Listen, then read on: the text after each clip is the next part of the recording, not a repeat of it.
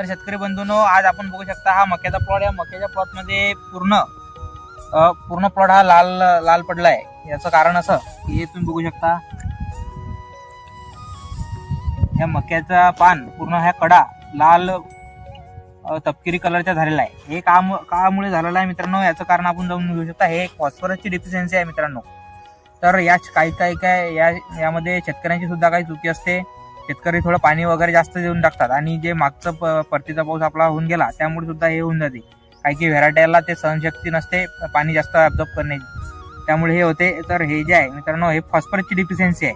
तर यासाठी आपल्याला एक फवारणी घेणे खूप गरजेचं आहे. त्या फवारणीचं नियोजन मी तुम्हाला थोडक्यात सांगतो, ते तुम्ही बघू शकता.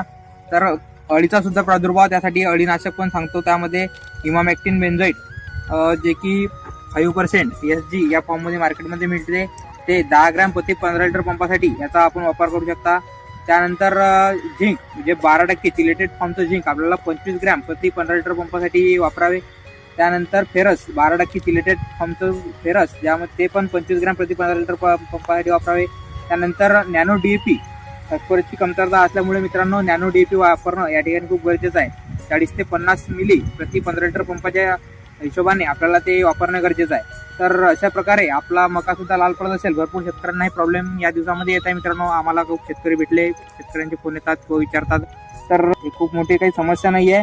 पुढचा हे फवारणी केल्यानंतर पुढच्या 8-10 दिवसानंतर पुढचा जो कोंब येईल, पुढचं जे पाणी येईल, हे चांगल्या प्रकारचं पाणी या ठिकाणी येईल. हे स्टेज एक सर्व पिकामध्ये एक स्टेज असते लाल पडण्याची. हे स्टेज निघून गेल्यानंतर पुढे आपला मका चांगला होईल. पुढे उत्पन्नामध्ये पण आपला यासाठी काही प्रॉब्लेम येणार नाही. तर यामध्ये कसं हायब्रून जाण्यासारखं किंवा मका काही शेतकरी म्हणता काढून टाकतो, दुसरं पीक पेरतो, ह्याची असं पद्धत न करता हेच पीक आपल्याला चांगलं उत्पन्न देऊन फक्त थोडं 1-2 फवाऱ्याचं नियोजन, या फवाऱ्यात नाही झालं तर पुढचा फवारा घेण्याचं नियोजन ठेवावं मित्रांनो.